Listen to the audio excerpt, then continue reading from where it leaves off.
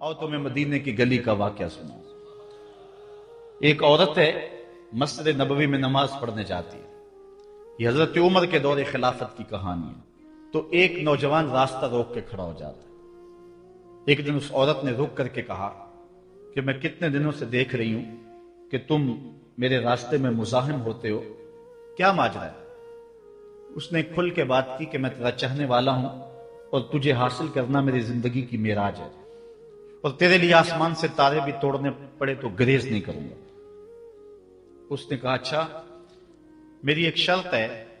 اس نے کہا بتاؤ، جلدی بتاؤ، لب کھولو، میں ابھی پوری کر دوں گا۔ کہا نہیں، چھوٹی سی بات ہے، 40 دن تک حضرت عمر کے پیچھے نمازیں پڑھ لو، اس کے بعد 40ویں دن کی آخری نماز کے بعد اسی وقت میں تمہارا انتظار کروں گی، پھر جدھر کہو گے چل پڑیں گے۔ کہا ٹھیک، یہ کون سی مشکل بات ہوئی 40 دن نمازیں پڑھنے سے؟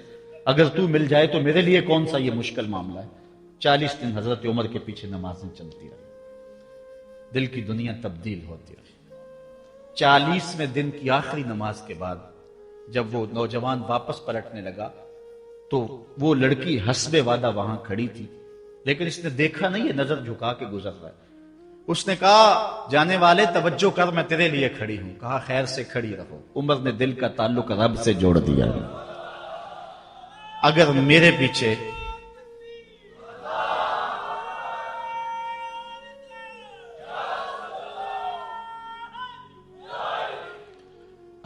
پیچھے ایک بندہ 40 سال نماز پڑھتا رہے اور اس میں تبدیلی پیدا نہ ہو تو پھر مجھے شرم آنی چاہیے کہ نہیں آنی چاہیے؟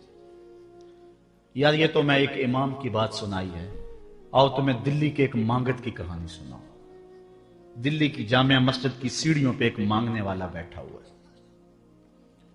ایک بہت بڑا انگریز افسر مسجد کی وزٹ کے لیے آیا، اس نے ہاتھ پھیلا دیا، اس نے اپنی جیب سے پرس نکال کر کے چند روپے اس کی جیب میں رکھے، دوبارہ جب پرس ڈالنے لگا تو پرس گر گیا۔ اس مانگنے والے نے وہ پرس اٹھا کے سنبھال لیا۔ خیر کچھ وقت گزرا، 1 سال کے بعد دوبارہ وہی افسر اس مسجد کی زیارت کے لیے، مسجد کو دیکھنے کے لیے، سیر کے لیے دوبارہ آیا تو فقیر نے پہچان لیا کہ یہ وہی ہے۔ اس نے کہا بابو جان ذرا 2 لمحوں کے لیے رکنا۔ کہا کیا ماجرا ہے؟ کہا بس 2 لمحوں کے لیے۔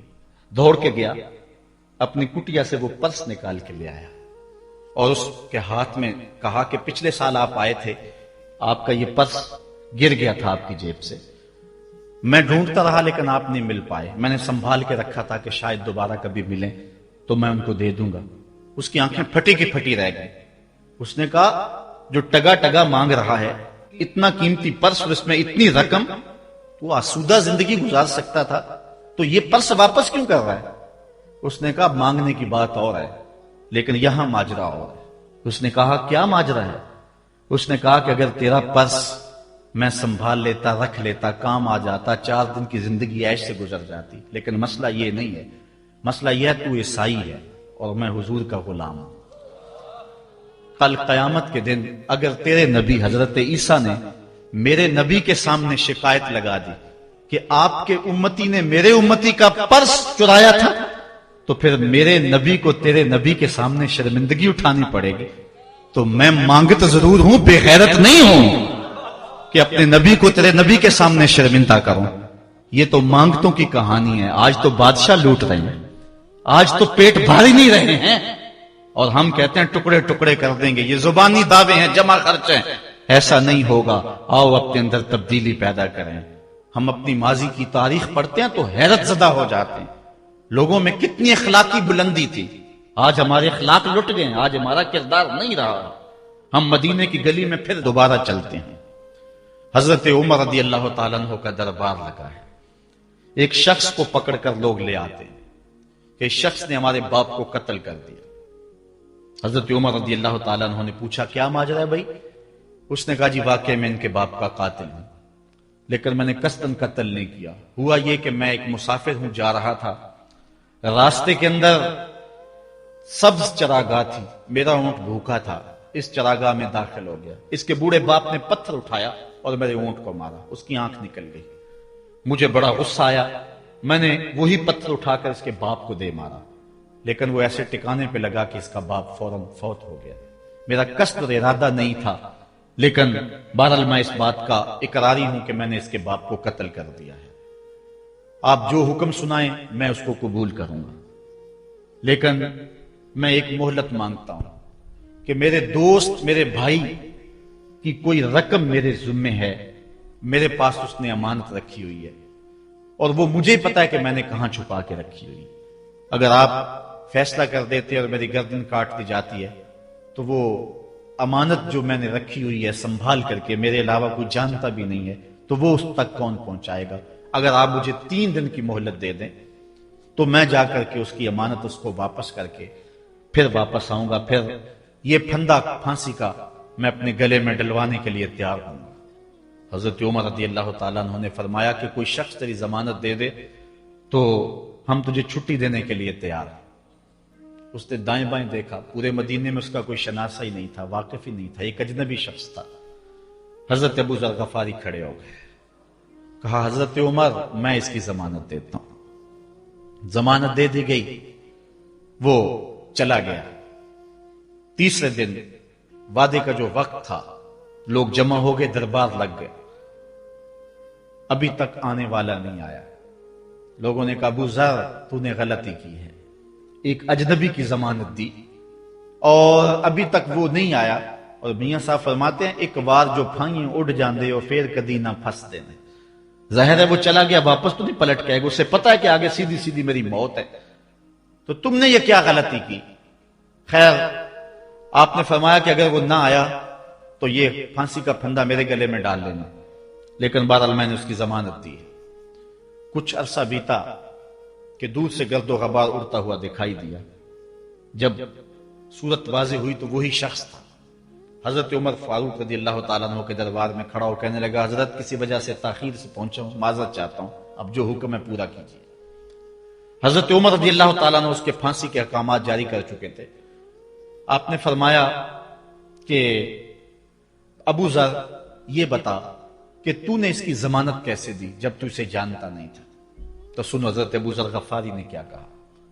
کہا ایک اجنبی میرے محمد کے مدینے میں پناہ مانگ رہا تھا اور اس نے چاروں سمت دیکھا اور کوئی شخص نہیں تھا جو اس کو امان دیتا اور اس کی ضمانت دیتا، تو میں نے اس لیے ضمانت دے دی کہ نہ بھی آیا تو اپنی جان چلی جائے گی، کل کو یہ تو نہیں کہے گا کہ محمد کے مدینے میں کسی نے ضمانت مانگی تھی، پورے شہر میں کوئی ضمانت دینے والا نہیں تھا۔ اس کو کہا کہ انہوں نے تو ضمانت دے دی، میاں اب تو بتا کہ تو چلا گیا تھا، تجھے جانتا کوئی نہیں تھا، نہ پلٹ کے آتا تو تجھے کوئی پوچھنے والا نہیں تھا، تو نے یہ دوبارہ موت کے منہ میں کیوں اپنا سر رکھا ہے؟ تو اس نے کہا کہ میں نے کہا کہ ایک اجنبی کی ضمانت اس ایسے شخص نے دی ہے جو مجھے جانتا بھی نہیں ہے، اور اگر میں نہ گیا تو لوگ قیامت تک اجنبیوں پر بھروسہ نہیں کریں گے کہ اجنبی یوں سلوک کیا کرتے ہیں۔ تو حضرت عمر رضی اللہ تعالیٰ عنہ اس کے پھانسی کے احکام جاری کیے، تو جن کے باپ کو قتل کیا تھا وہ بیٹے کھڑے ہو گئے، کہنے لگے تاریخ کی کالک ہم اپنے منہ پہ ملیں گے، ہم بھی اپنے باپ کے قاتل کو معاف کر دیتے ہیں۔ یہ ہماری تاریخ ہے، یہ ہماری کہانی ہے، لیکن آج ہم کس جگہ پہ کھڑے ہیں اور کیا ہماری صورتحال ہے؟ نہ ہمارا کردار رہا اور نہ ہمارا کوئی تشخص رہا۔ آج ہم نے اپنا تشخص بھی مٹا کے رکھ دیا، اپنے طرز زندگی بھی بدل دی، نہ ہماری باطن کی وہ روشنی رہی، نہ ظاہری وہ صورت رہی کہ ہم پہچانے جائیں کہ حضور کے غلام ہیں، بلکہ آج بھانت بھانت کی بولیاں بول رہے ہیں۔ اقبال نے کیا کہا تھا؟ اپنی ملت پر قیاس اقوام مغرب سے نہ کر، خاص ہے ترکیب میں تجھے قوم رسول ہاشمی۔ بلکہ آج فیشن کے طور پہ یہ کہا جاتا ہے جی آج کل دین پہ چلنا بڑا مشکل ہے، یہ آپ بھی سنتے ہوں گے، لوگ کہتے ہیں جی آج کل دین پہ چلنا بڑا مشکل ہے۔ یہ کون کہہ رہا ہے؟ جو مسجد میں آتا ہے تو موسم کے مطابق گرم اور سرد پانی دستیاب ہے، اس کے لیے ماحول ہے، اس کے لیے خوبصورت قالین بچھے ہوئے ہیں، مخملی مسلح رکھے ہوئے ہیں، جو نرم اور گداز مسلوں پہ پیشانی رکھ کر کے سجدہ کرتا ہے، وہ بطور فیشن کہہ رہا ہے جی آج کل دین پہ چلنا بڑا مشکل ہے۔ میں اس کے جواب میں کہا کرتا ہوں میاں تیرے لیے مشکل ہے یا کربلا والے حسین کے لیے مشکل تھا؟ انہوں نے تو نہیں کہا کہ دین پہ چلنا مشکل ہے. تیرے لیے مشکل ہے دین پہ چلنا، یہ حضرت بلال حبشی کے لیے مشکل تھا، جنہوں نے تپتی ہوئی ریت پہ سجدے کیے، گلے میں رسا ڈال کر کے گھسیٹا گیا، اور انہیں پاؤں میں زنجیریں ڈال کر کے مکے میں کھینچا گیا، ہاتھوں اور پاؤں میں میخیں ٹھونک دی گئی، چکی پسرائی گئی، لیکن بلال ہیں کہ آگے مسکرا رہے ہیں. کسی نے گزرتے ہوئے کہا بلال عجیب تماشا ہے، عجیب کہانی ہے کہ وہ تمہیں مار رہے ہیں اور تم آگے سے مسکرا رہے ہو. تو سنو حضرت بلال نے کیا جواب دیا. حضرت بلال فرمانے لگے میاں تم جاؤ نا بازار میں مٹی کا برتن بھی خریدنے. مظاہرہ محبت میں شامل ہو گیا اور حضور کے وضو کا پانی اس کے ہاتھ سے مس ہو گیا اور اس نے برکت سے اپنے منہ کے ساتھ مل لیا ہے. تو اس کا یہ مطلب نہیں ہے کہ جو باقی اعمال ہے ان سے ان کو چھٹی مل گئی. یہ مفہوم ہے اس حدیث کا. اگر کوئی بندہ محفل میلاد منعقد کر لیتا ہے، دیگر امور مستحبات کی ادا کرتا ہے، تو اس کا یہ مطلب نہیں ہے کہ اب نماز نہ پڑھے اس کو کوئی پرواہ نہیں ہے، وہ بخشا گیا ہے. جس طرح کہ آج کل ہمارے ثنا خان جو ہے تاثر دیتے ہیں کہ جو محفل میلاد میں آ گیا وہ بخشا گیا. اللہ تعالیٰ چاہے اس کے لیے کوئی مشکل نہیں ہے، لیکن جو دین ہے اس دین کو ہلکا کرنے والی بات ہے. بلکہ آج کل تو ممبر و محراب پر جنت اور دوزخ کا مذاق اڑایا جا رہا ہے. ایک بندہ کہہ رہا ہے کہ ہوئے تو کیڑی جنت دا کرنا ہے تذکرہ. میں نے کہا میاں اسی جنت کا جس جنت کے لیے حضور لمبے لمبے ہاتھ اٹھا کے دعا مانگا کرتے تھے اور فرماتے جب اللہ سے مانگو تو جنت الفردوس مانگو. اور ایک بولا کہ مجھے دیکھ کر جہنم کو بھی آئے پسینہ. ہمارے استاد فرمایا کرتے تھے بیٹے تیرے منہ میں آج طوطی بولتا ہے جو مرضی کہہ لے، یہ تو کل قیامت کے دن پتا چلے گا کہ پسینہ کس کو آتا ہے، تجھے آتا ہے یا جہنم کو آتا ہے. ایک بولا کہ قبر دا خوف دے دے کے لوکی مینو ڈرانے نے. لوگ کون ہے ڈرانے والے؟ تبشیر اور تنذیر یہ نبی کا منصب ہے. نبی کی شان ہے مبشر اور نذیر، یہ نبی کی شان ہے. حضور نے ڈرایا بھی ہے، حضور نے بشارت بھی دی ہے، لیکن اس بات کا منبر پہ بیٹھ کر کے تمسخر اڑایا جا رہا ہے اور لوگوں کو بے عملی کی طرف لے جایا جا رہا ہے.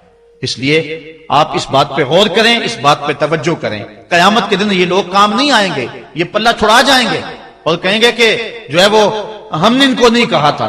بلکہ جو بت جن کو لوگ پوچھتے ہیں اور جن لوگوں کی لوگ پرستش کرتے ہیں وہ بھی کل قیامت کے دن کہیں گے کہ ان کو عقل نہیں تھی، ان کو سمجھ نہیں تھی. تو وہ عذر مقبول نہیں ہوگا کہ ہم ان کے کہنے پہ جو ہے وہ پوجا شروع کی.